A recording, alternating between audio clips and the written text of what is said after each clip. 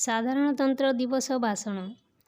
ସମ୍ମାନନୀୟ ସଭାପତି ମହୋଦୟ, ପୂଜ୍ୟ ଗୁରୁଜୀ ଗୁରୁମାବୃନ୍ଦ ଏବଂ ଏଠାରେ ଉପସ୍ଥିତ ହୋଇଥିବା ମୋର ସହପାଠୀ ସହପାଠିନୀଗଣ ତଥା ମୋର ଛୋଟ ବଡ଼ ଭାଇ ଭଉଣୀମାନେ, ଆଜିର ଏହି ପବିତ୍ର ଗଣତନ୍ତ୍ର ଦିବସ ଉପଲକ୍ଷେ ଆପଣମାନଙ୍କୁ ଅନେକ ଅନେକ ଶୁଭେଚ୍ଛା ଓ ଅଭିନନ୍ଦନ ଜଣାଉଛି।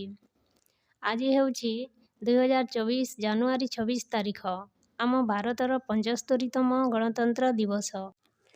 ତେଣୁ ଏହି ପବିତ୍ର ଗଣତନ୍ତ୍ର ଦିବସରେ ମୋତେ କିଛି କହିବାର ସୁଯୋଗ ମିଳିଥିବାରୁ ମୁଁ ନିଜକୁ ଧନ୍ୟ ମନେ କରୁଛି। ଆମେ ପ୍ରତିବର୍ଷ ଜାନୁଆରୀ 26 ତାରିଖକୁ ସାଧାରଣତନ୍ତ୍ର ଦିବସ ବା ଗଣତନ୍ତ୍ର ଦିବସ ରୂପେ ପାଳନ କରି ଆସୁଛୁ। ଗଣ ଅର୍ଥ ଲୋକମାନେ ଓ ତନ୍ତ୍ର ଅର୍ଥ ଶାସନ।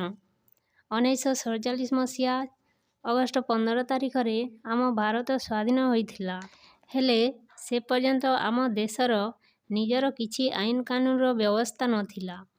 ସବୁକିଛି ବ୍ରିଟିଶ ପ୍ରଦତ୍ତ ଆଇନ ଖସଡ଼ା ଥିଲା। ଆମ ଦେଶକୁ ସୁଦୃଢ଼ ଓ ସନ୍ତୁଳିତ ଭାବରେ ଚଳାଇବାକୁ ହେଲେ ଆମ ଦେଶବାସୀଙ୍କ ସୁବିଧା ଅନୁସାରେ ନିଜ ଆଇନ ଖସଡ଼ା ସମ୍ବିଧାନ ତିଆରି କରିବା ଗୁରୁତ୍ୱପୂର୍ଣ୍ଣ ଥିଲା। ସେଥିପାଇଁ ଆମ ଦେଶର ନିଜର ସମ୍ବିଧାନ ତିଆରି କରାଗଲା। ସବୁ ଦେଶର ସମ୍ବିଧାନକୁ ଆଖି ଆଗରେ ରଖି ସବୁ ଧର୍ମର ବରିଷ୍ଠ ଲୋକମାନଙ୍କୁ ନେଇ ସମସ୍ତଙ୍କର ସୁବିଧା ଅନୁସାରେ ଆମ ଦେଶର ସମ୍ବିଧାନ ପ୍ରସ୍ତୁତ କରାଗଲା। ସେଥିପାଇଁ ଆମ ସମ୍ବିଧାନ ବିଶ୍ୱର ସବୁଠାରୁ ଲମ୍ବା ଲିଖିତ। ସମ୍ବିଧାନ ପ୍ରସ୍ତୁତିର ଦାୟିତ୍ୱ ନେଇଥିଲେ ଡକ୍ଟର ଭୀମରାଓ ଆମ୍ବେଦକର।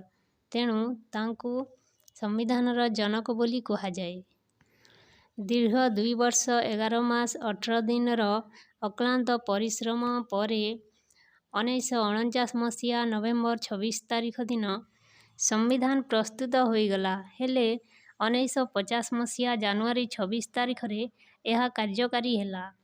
ଆପଣମାନେ ଭାବୁଥିବେ, ସମ୍ବିଧାନ ଗ୍ରହଣ କରାଯିବାର 2 ମାସ ପରେ କାହିଁକି କାର୍ଯ୍ୟକାରୀ କରାଗଲା? କହିବାକୁ ଗଲେ ସେଦିନ ଥିଲା 1930 ମସିହା ଜାନୁଆରୀ 26 ତାରିଖ। ରାବି ନଦୀ ତଟ।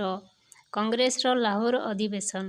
ସେଠାରେ ଭାରତୀୟ ଜାତୀୟ କଂଗ୍ରେସ ପ୍ରତିବର୍ଷ ପୂର୍ଣ୍ଣ ସ୍ୱରାଜ ଦିବସ ପାଳନ କରିବାକୁ ଘୋଷଣା କରିଥିଲା।